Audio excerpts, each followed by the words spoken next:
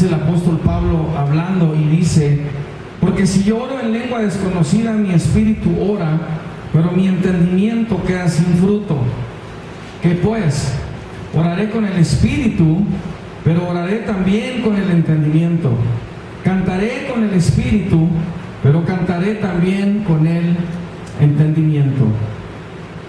Vamos a continuar hoy con esta clase, esta escuela de formación ministerial.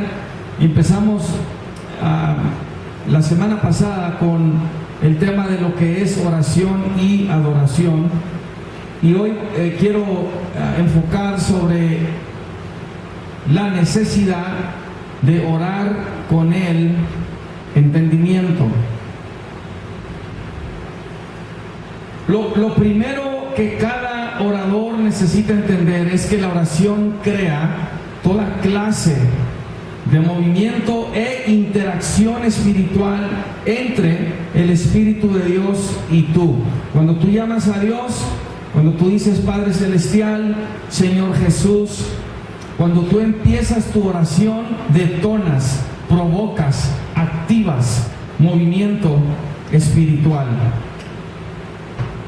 Dios usa este tiempo de comunión, ministración y adoración para impactar y transformar tu vida, sobre todo en dos áreas.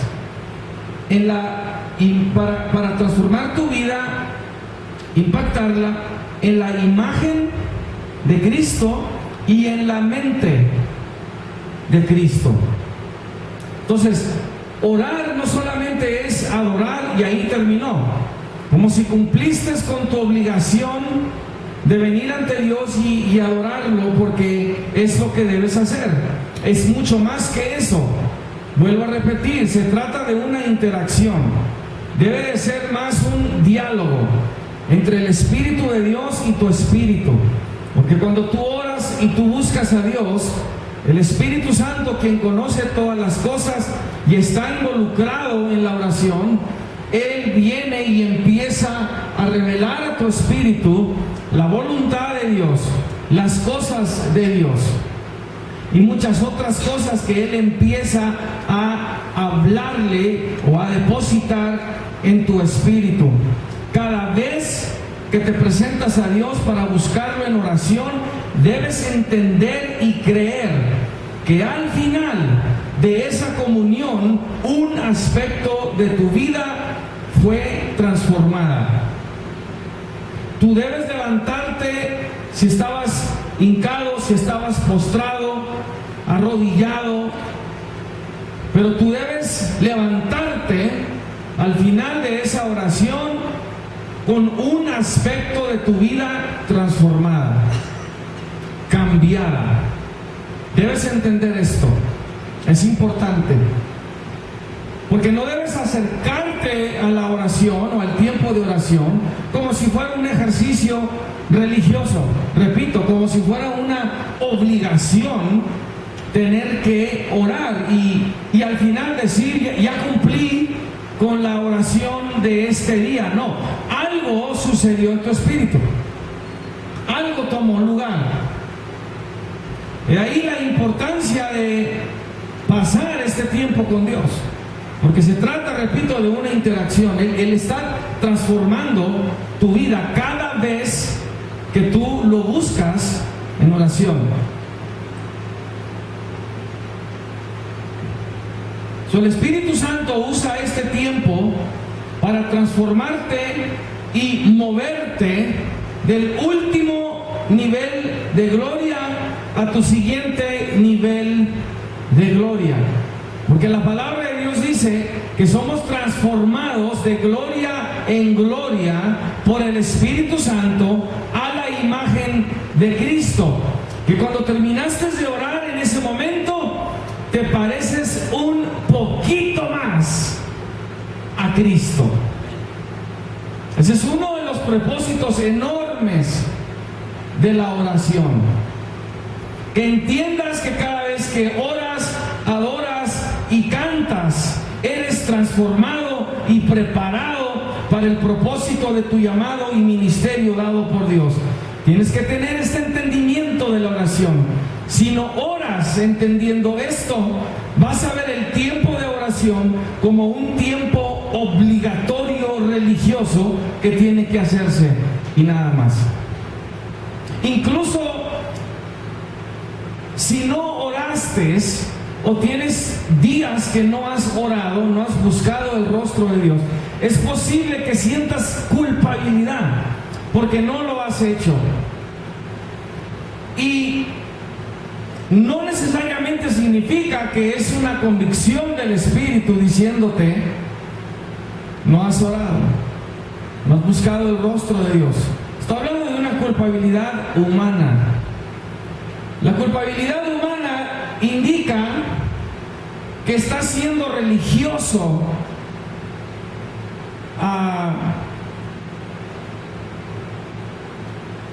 al aspecto de la oración, y no alguien que está siendo movido por el Espíritu a buscar el rostro de Dios. Es una diferencia muy grande. ¿Sí sabe que el musulmán ora 3 veces al día? ¿Sí? Una pérdida de tiempo. ¿Por qué? Porque Alá no es Dios. Se está haciendo un ejercicio religioso que no significa absolutamente nada. Hay una disciplina, pero más que nada hay una obligación de hacerlo. Y lo hacen. Los que tienen el Espíritu de Dios buscan a Dios porque son movidos, guiados por el Espíritu de Dios y porque tienen una relación con Dios. Estoy marcando la diferencia entre algo que hago de mi carne porque siento la obligación de hacerlo y algo que hago porque estoy en relación con Dios. Yo no hablo con mi esposa porque tengo que, es una obligación, o ella conmigo. Platicamos porque nos amamos, porque queremos pasar tiempo juntos. Esa es la diferencia. Cuando amas a Dios, cuando su Espíritu está dentro de ti, tú lo buscas en oración. Solo no debes verlo como un tiempo obligatorio religioso que se tiene que hacer. Dios quiere darte entendimiento. Sí quiere que le adores, quiere que tengas comunión con Él, quiere que lo busques, que pases tiempo con Él.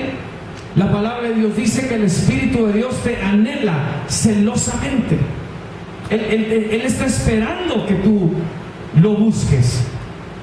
Pero en medio de todo esto, sobre todo, Él quiere darte entendimiento. Escucha, entre más entiendes las cosas del Espíritu, más las vas a hacer porque tienes entendimiento. Sabes por qué debes hacerlo. Jeremías 9:24 dice: mas alábese en esto el que se hubiere de alabar, en entenderme y conocerme, que soy Jehová, que hago misericordia, juicio y justicia en la tierra, porque estas cosas quiero, dice Jehová. El adorador que ora en espíritu y en verdad se acerca al trono de Dios bajo el entendimiento que a la misma vez que adora, debe estar atento a Dios, porque Él quiere hacer conocer su persona y su voluntad a Él, al quien ora.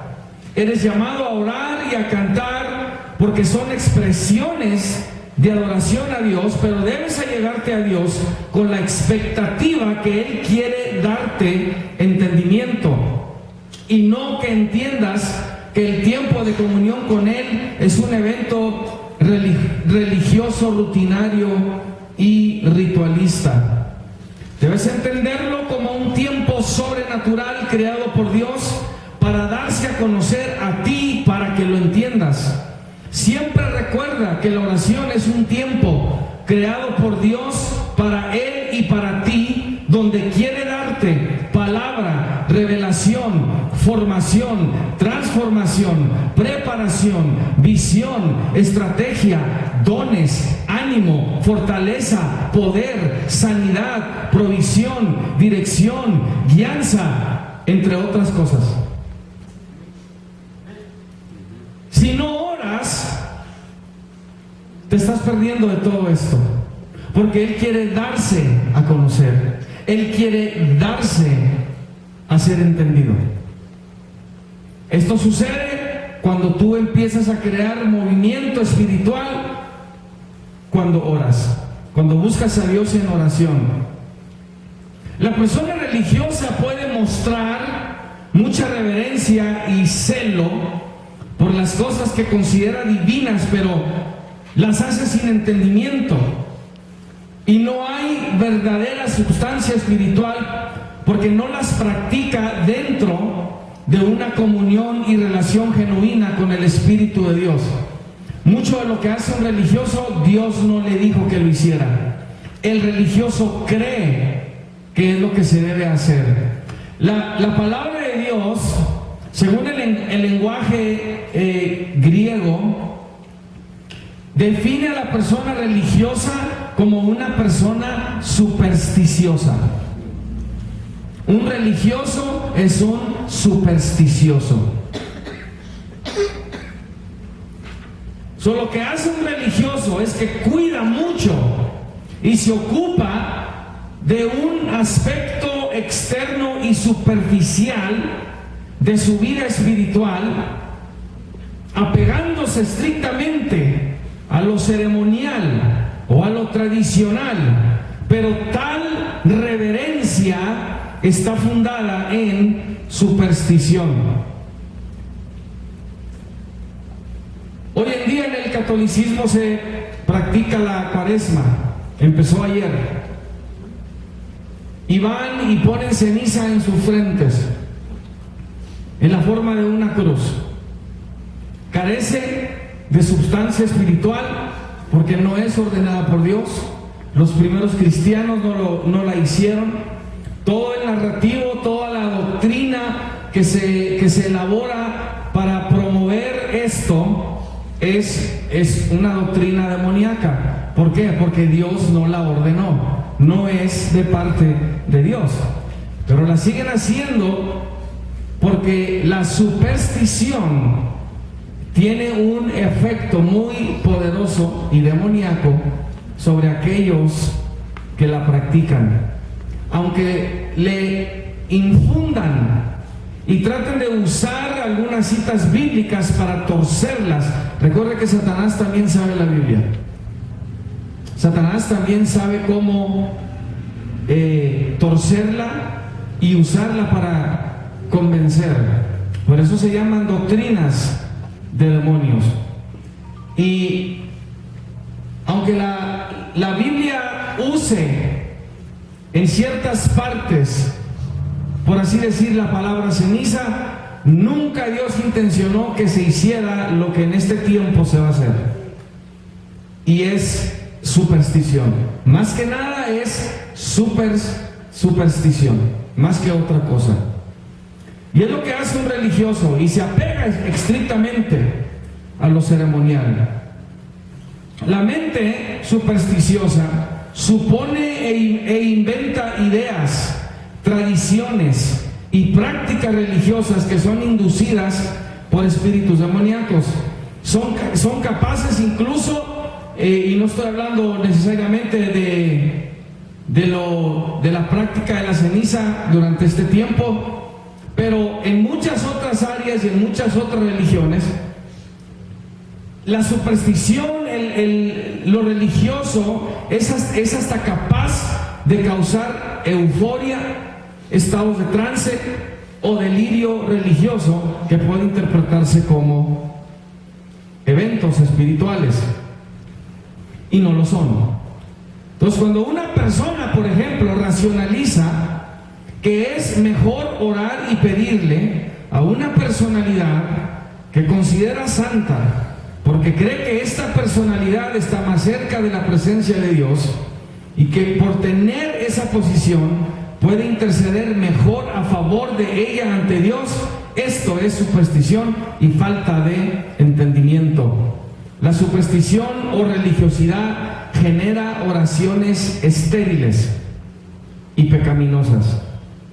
Por eso decía hace rato, es una pérdida de tiempo que un musulmán ore 3 veces al día. Son oraciones estériles, son oraciones sin el Espíritu de Dios, son oraciones pecaminosas. Yo sé que suena raro, pero son oraciones pecaminosas. El salmista habla de este potencial en el Salmo 109, versículos 6 y 7, al decir de sus enemigos que oraban en contra de él. El salmista está hablando de los enemigos que oraban en contra de él. Qué interesante. Y él dice, el salmista, pon sobre él al impío, Satanás esté a su diestra. ¿Sabe lo que esto significa? Satanás esté a su diestra, porque la diestra representa el poder. Es un sarcasmo de parte del salmista. ¿Creen que tienen poder? Ponle a Satanás en su diestra. Nosotros los hijos de Dios decimos que Dios es la diestra de poder, es nuestra diestra de poder. Pero cuando se trata del impío, quien está a su diestra es Satanás. Y luego dice el versículo 7, cuando fuere juzgado, salga culpable, está hablando del impío, y luego dice, y su oración sea para pecado. Y su oración sea para pecado.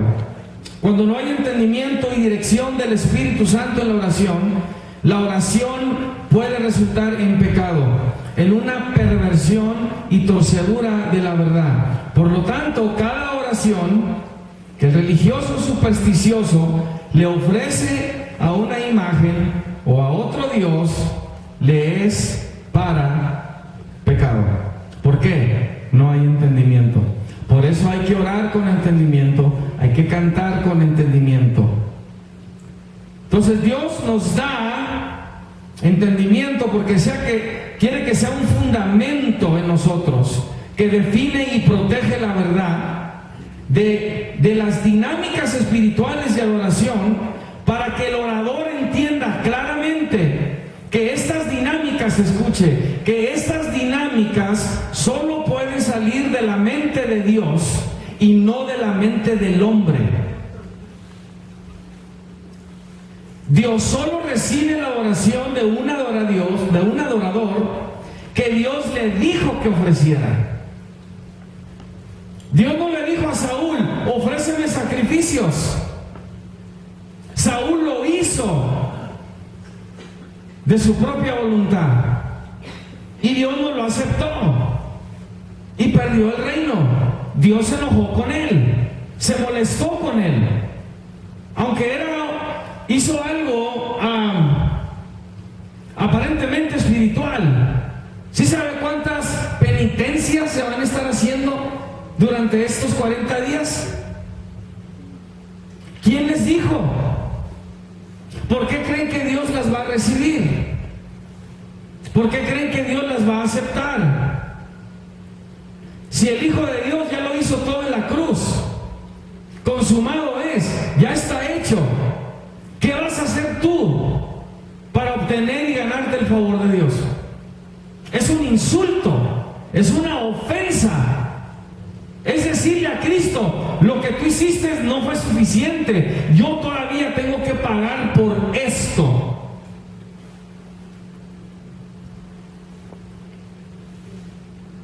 No hay entendimiento. Dios solo recibe la adoración de un adorador que Dios le dijo que ofreciera, no la que él o ella cree que debe ofrecer. Escuche, aunque la ofrezca con toda la sinceridad de su corazón. Saúl fue sincero, dijo, voy a ofrecer estos sacrificios, y lo hizo. Estaba siendo sincero. Dios se molestó. ¿Por qué? Repito, Dios no le dijo que lo hiciera. De hecho, desobedeció. Estaba en desobediencia cuando lo hizo.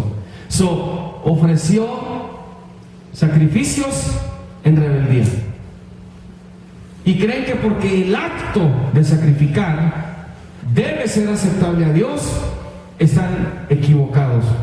Si la oración salió de su mente carnal y tradicional y no de la mente del Espíritu de Dios, tal orador, por tan sincero que sea, está sinceramente equivocado y engañado. Todo hijo de Dios recibe el Espíritu de Dios para recibir y entender revelación de parte de Dios. Es lo que dice 1 Corintios 2:12. Y nosotros no hemos recibido el espíritu del mundo, sino el Espíritu que proviene de Dios, para que sepamos lo que Dios nos ha concedido. Dios nos dice en su palabra que tenemos a nuestra disposición, si lo pedimos, espíritu de inteligencia espiritual, espíritu de sabiduría y espíritu de revelación, para que los ojos de nuestro entendimiento sean alumbrados y abiertos. Está a nuestra disposición. Si nosotros no lo pedimos, ya está en nosotros. No está en Dios. Si tú dices que yo no me siento, yo no me creo tan inteligente, pide espíritu de inteligencia. Yo no soy una persona sabia, no sé mucho. Pide el espíritu de sabiduría. Es que yo no entiendo muchas cosas. Pide el espíritu de revelación. Ahí está. El apóstol Santiago dice: y si alguno de vosotros tiene falta de sabiduría, pídala a Dios, el cual da a todos abundantemente y sin reproche, y le será dada. Dice: pero pida con fe, no dudando nada, y se le va a dar. Cuando te acerques a Dios en oración, pídele sabiduría para recibir entendimiento, y pide con fe creyendo que Dios te la dará, y ora con la expectativa de recibirla, porque ese entendimiento lo que le da significado, lo que le da verdadera sustancia a la oración, adoración, al canto y a la manifestación de Dios en tu espíritu. Entendimiento es muy importante cuando tú oras, que sepas exactamente lo que está tomando lugar. Y repito, una de las primeras cosas que sucede es que cuando tú empiezas a orar, entiende esto, que cuando tú empiezas a orar, provocas, detonas, creas movimiento espiritual, activas una interacción sobrenatural entre el Espíritu de Dios y tú, porque es un tiempo creado por Dios para Él y para ti. Cuando yo saco a mi esposa allá a un lugar, es un tiempo para nosotros. Es un tiempo para nosotros. Cuando usted nos llame y no le contestemos, diga: oh, se me hace que la sacó el pastor. Es tiempo para ellos. Es lo que es la oración. Es un tiempo creado por Dios para Él y para ti. Amén. Amén. Orar con entendimiento. ¿Qué más es oración? Lo comenté también la semana pasada brevemente. Orar es hacer guerra espiritual. Orar también es hacer guerra espiritual. Detonas movimiento espiritual, tanto del lado santo como del lado también de las tinieblas, porque se levantan contra ti. Estás haciendo guerra. Orar es hacer guerra espiritual. Cuando el profeta Daniel en el capítulo 10 se da a un ayuno para buscar a Dios, se detona un movimiento espiritual en los aires. Cuando el ángel viene a darle la respuesta, le sale el demonio de esa región, y hay toda una guerra, porque está tratando de detener que le llegue la respuesta a Daniel. 21 días. Y todo esto está siendo detonado porque Daniel empezó a orar. Empezó a orar. De alguien enseguida: no te des por vencido. Ahí viene ya tu respuesta. Te des por vencido. Eso se le opuso. La palabra de Dios dice que nuestra lucha no es contra carne y sangre, sino contra principados, contra potestades, contra los gobernadores de las tinieblas de este siglo, contra huestes espirituales de maldad en las regiones celestes. Orar y adorar es parte de hacer guerra espiritual. Por eso cuando vas a orar en tu casa, adorar en tu casa, de pronto puedes empezar a sentir una opresión. So, de hoy en adelante, cuando tú vayas a orar, vayas a adorar y de pronto empiezas a sentir una opresión o algo muy pesado, entiende que acabas de detonar actividad espiritual. Todavía ni dices nada y los demonios ya dijeron: va a orar. ¡Rápido! Opriman, ataquen, fatiguen, que le dé sueño, bloquéenlo para que no sepa cómo orar, para que no sepa qué decir. Si eso le llega a suceder, nada más haga esto.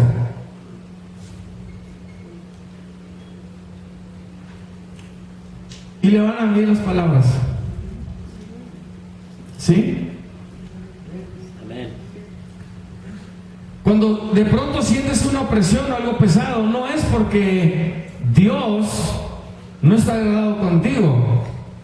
Ya hay algunos demonios ahí tratando, ya pusieron una mano sobre tu boca, dos te están deteniendo los brazos, uno te está agarrando la cabeza para que no pienses y te quieren atar espiritualmente.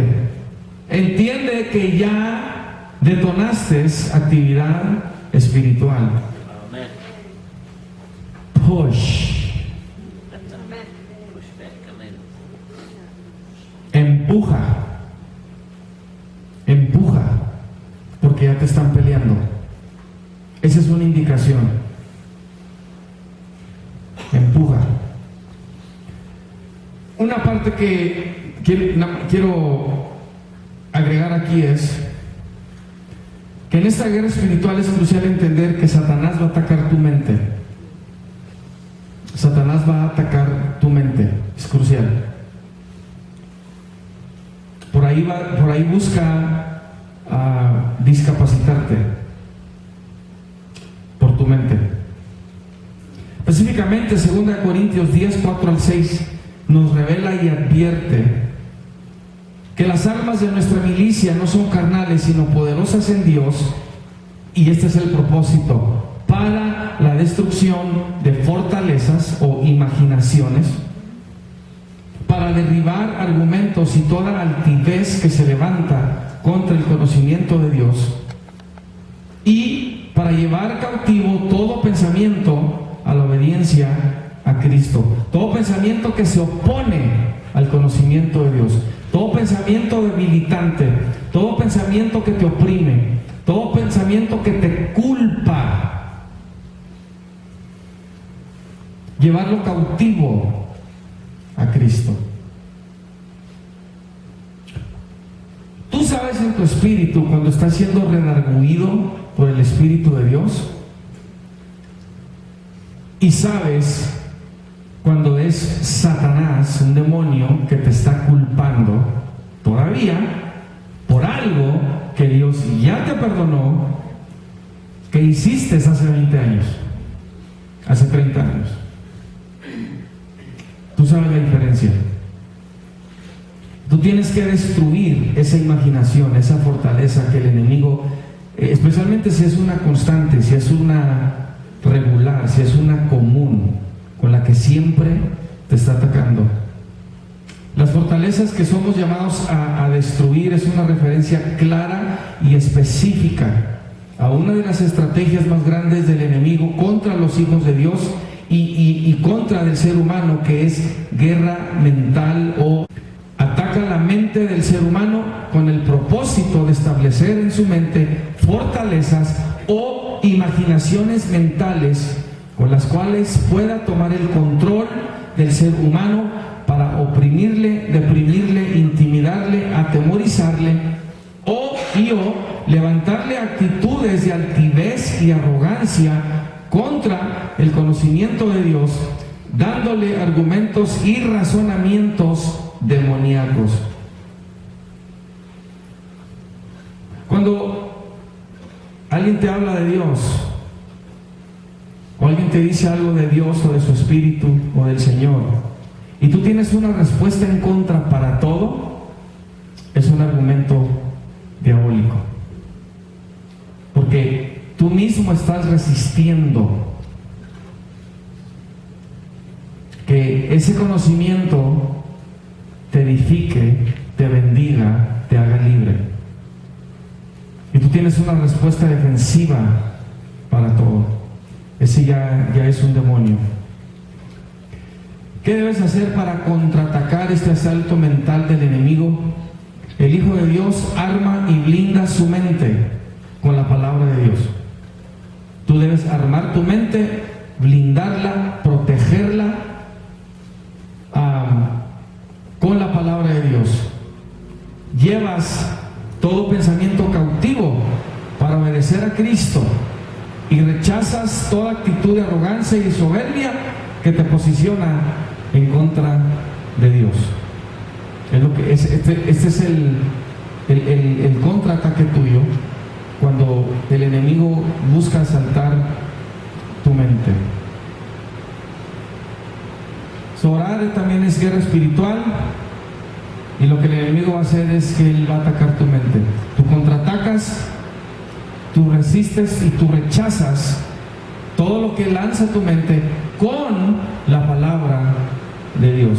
Cuando él viene y te dice, tú no puedes, y empiezas a sentirte como un fracaso, y empiezas a sentirte como que no puedes, tú respondes con la palabra, tú respondes con la mente de Cristo, y tú dices, todo lo puedo en Cristo que me fortalece. No hay arma forjada que pueda prosperar en contra de mí, y obedeces lo que acabas de decir. Eso es llevar cautivo todo pensamiento. Amén. Oración también se hace en forma de adoración y alabanza, y es intercesión de liberación. Es intercesión de liberación. Salmo 32, 6 al 7 dice: por esto orará a ti todo santo en el tiempo en que pueda ser hallado. Ciertamente en la inundación de muchas aguas no llegarán estas a él. Tú eres mi refugio, me guardarás de la angustia. Con cánticos de liberación me rodearás. Con cánticos de liberación me rodearás. El enemigo también por eso busca oprimirte, incomodarte, perturbarte antes que tú llegues a la casa de Dios, para que no puedas adorar.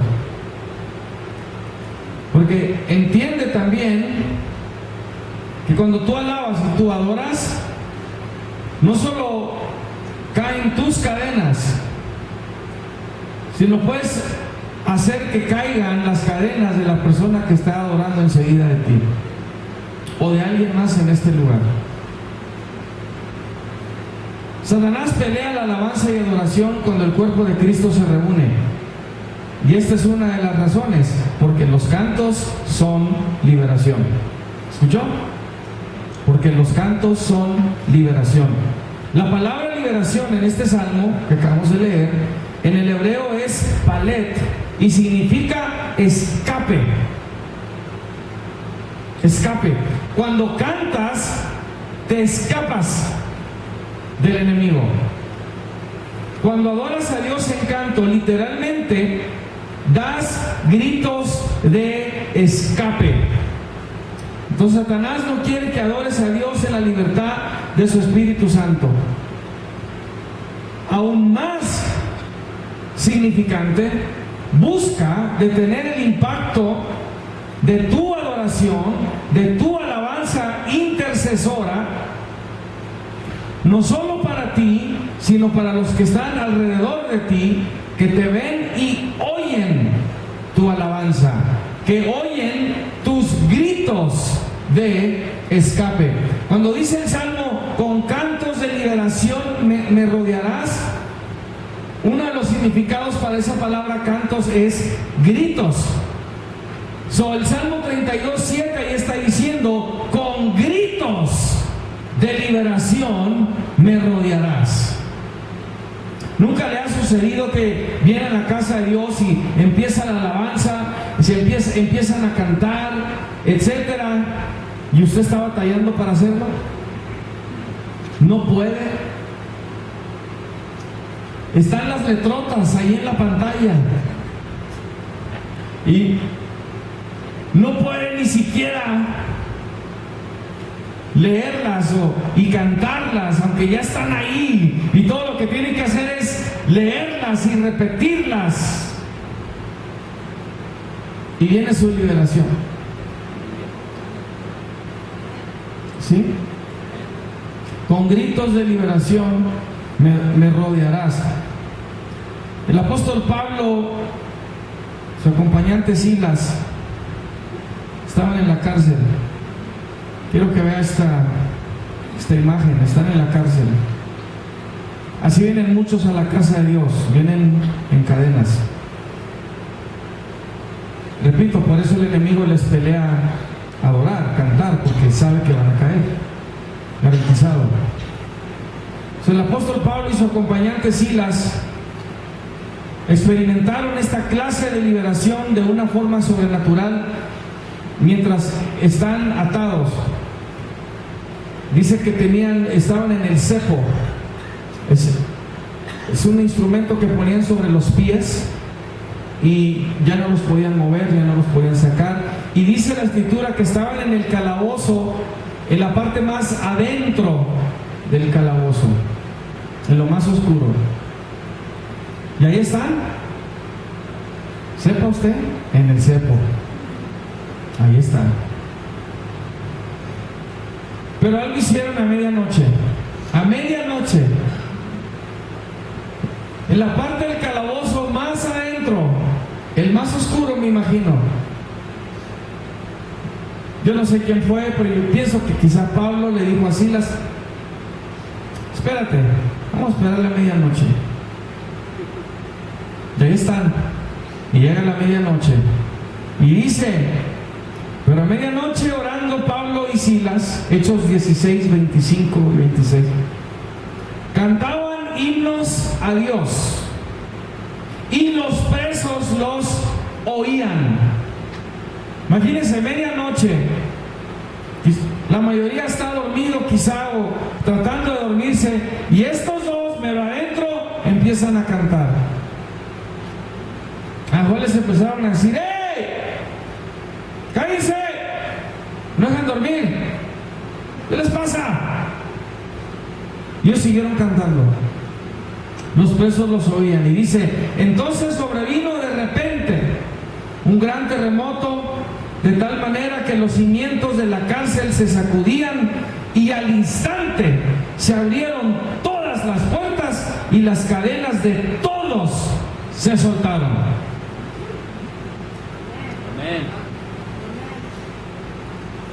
Por esto te pelea que no cantes, que no des gritos de escape, gritos de liberación. Es lo que sucede. En el Espíritu significa que quienes adoran y alaban en canto y quienes los oyen pueden ser libres y escaparse de sus cadenas de opresión, temor, ataduras y enfermedad. Canta. Da tus gritos de escape.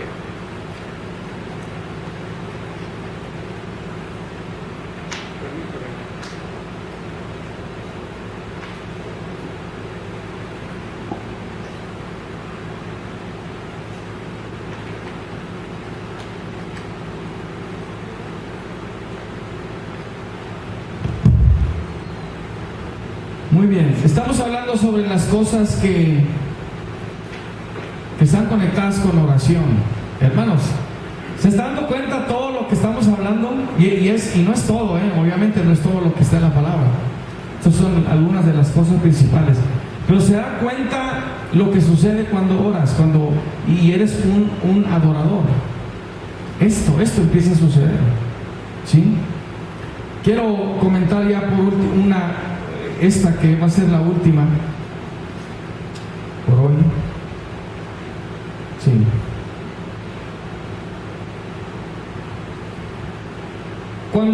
también, ¿qué sucede? Orar es aprender a entrar en acuerdo, unidad y en alineación. Orar es aprender a entrar en acuerdo, unidad y en alineación. Mateo 18, 19 al 20 dice, entonces Jesús hablando, otra vez os digo que si dos de vosotros se pusieren de acuerdo en la tierra acerca de cualquier cosa que pidieren, les será hecho por mi Padre que está en los cielos.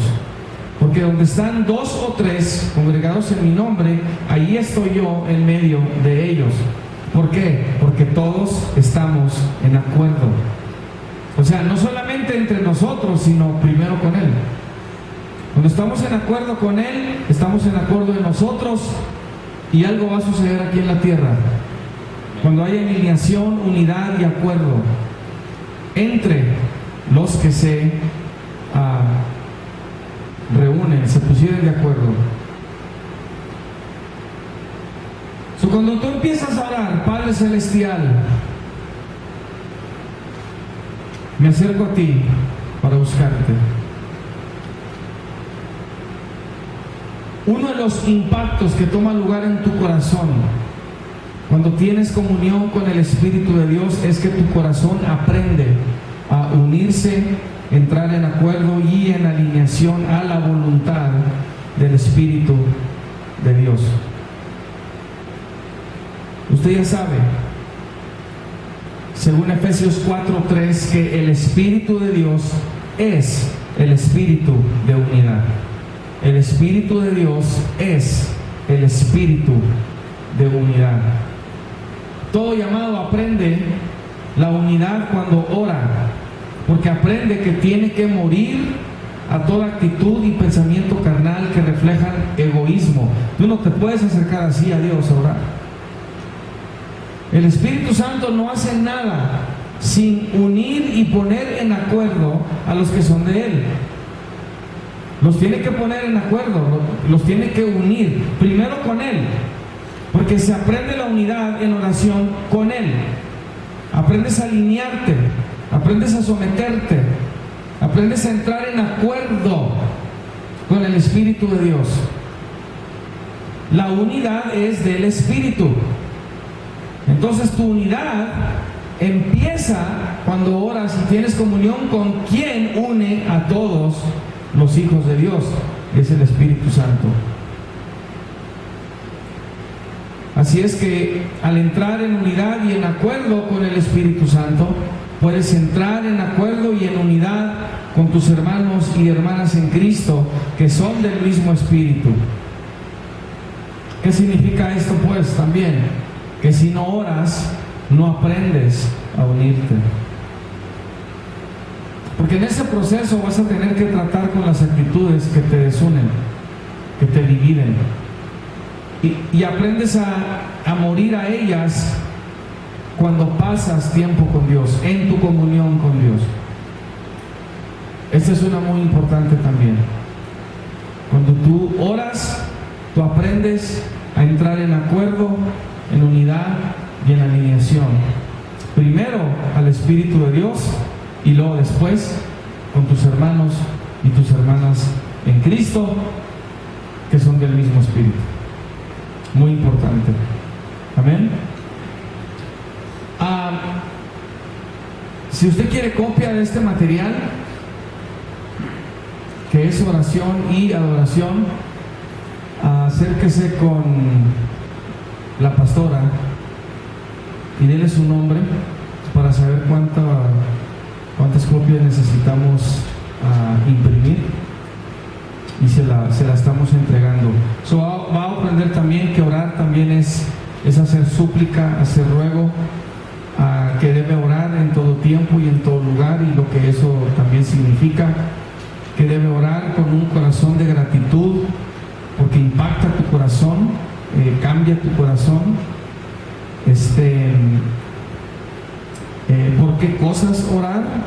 Hay algunas que ya están prefijadas en la palabra de Dios, cosas por las que debemos orar. Por ejemplo, los unos por los otros, para para pedir espíritu de sabiduría y entendimiento por nuestros hermanos, hermanas, por los presidentes de las naciones, gobernantes y autoridades,